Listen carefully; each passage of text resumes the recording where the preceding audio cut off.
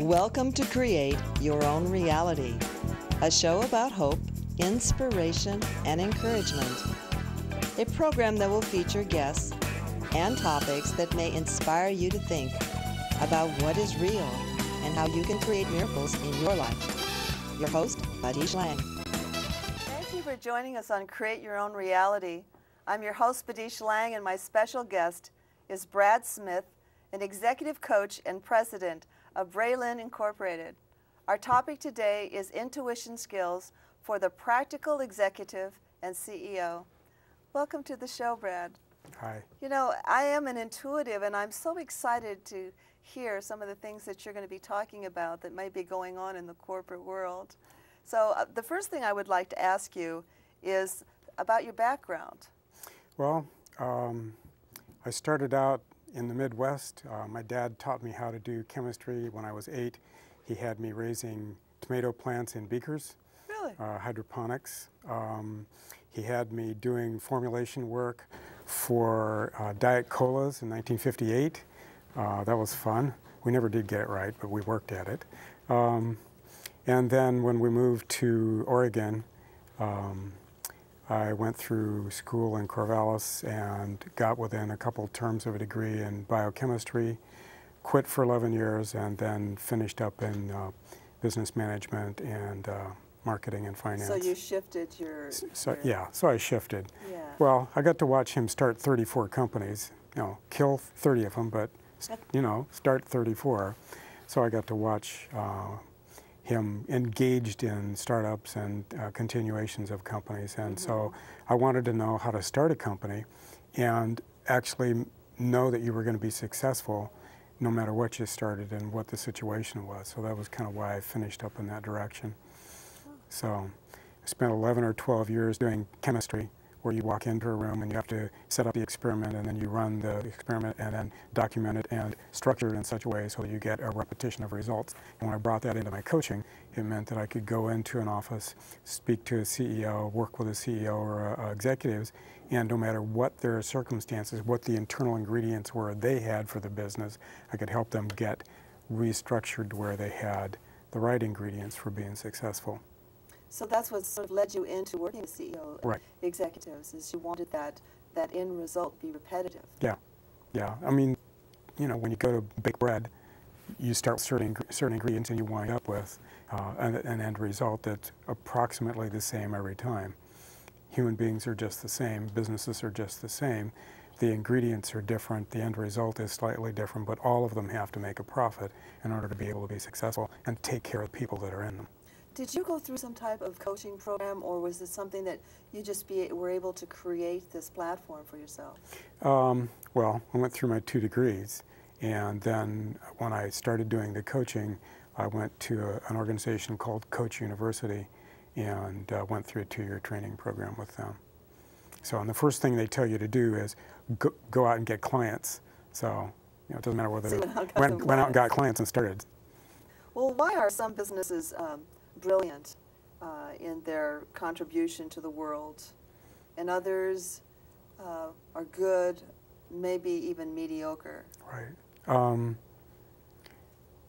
Most of it depends on the leadership, and most of it depends on the focus and the intensity of the organization. In other words, how much do they have a vision, and how well do they articulate the vision, and then from management, from the CEO, literally from the CEO down, their personality and their assumptions ripple out through an organization, and how well the individual leads themselves and the executive team lead themselves and work with each other. That ripples out through the whole organization and eventually gets delivered to the end customer, and how well they meet that customer's needs depends on that. I think I would speak for a lot of people that what I've observed is a loss of the heart in the corporations of at least in our country.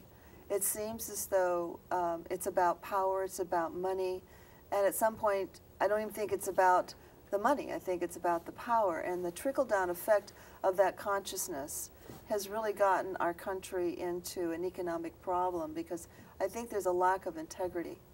How do you feel about that? You think I'm on something here? What have you run into? Integrity is critical for the long run. You can do short-run things and be high for 4 or 5 years or even a decade and do really, really well. But if you're going to run a business for 20 or 30 or even 50 years and do well consistently, I have a few heroes in that area. If you're going to be consistently excellent, you have to have a core set of values that you operate from, and one of those has to be integrity. I call integrity the governing value. It's a governing value because it's the only value, the only word we have in the English language that requires that you look at what you start with, look at your intent, look at what you do, and look at your vision for what you want to create. And when you do something, what comes out of you, your end product, your end action, has to match back through all of those layers back to your core initial intent and your value. And that's how we build self-esteem, and it's how we build value for our customers. So integrity literally governs how we execute in the world. Well, you know, it seems to me, see, I'm looking at not so much at the top as much as I'm looking at the employees who have lost trust of their leaders who are supposed to have integrity, and in many cases don't.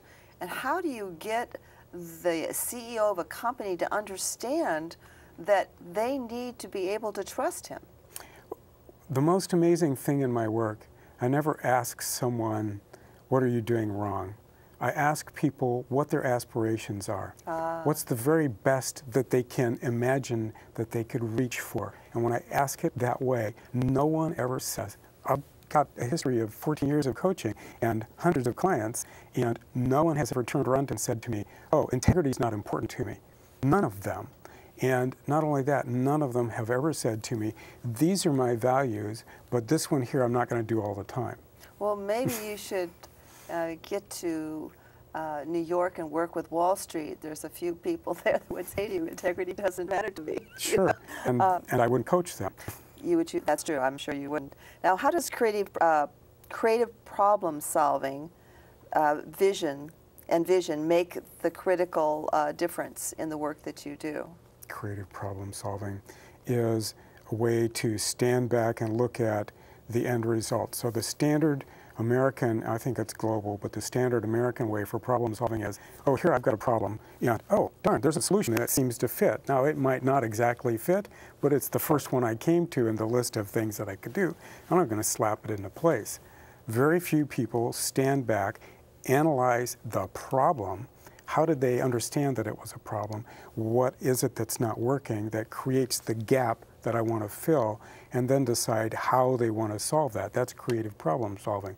And then when you stand back from that and you open yourself up to solving a problem, what you wind up with is the creative process. And the creative process, its glory of human process, is that we look at a problem, and if we sit with it, we allow our subconscious to come up with a solution.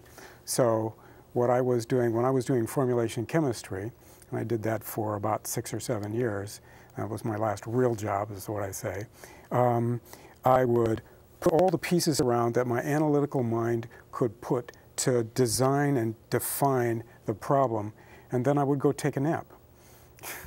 And in the process, with all that gap defined, up in that 15 or 20-minute nap, up would come the solution, and it would be there and present itself when I woke up from my nap.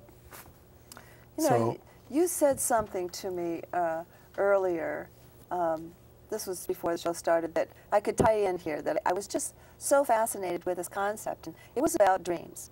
Okay. Okay, where you were saying that you might, somebody might have a dream. Oh, okay, right. And it was a way of problem solving, but more than that. Can you explain this thing that you do when you have a dream that you don't like? Because we all have had that experience. Sure, sure.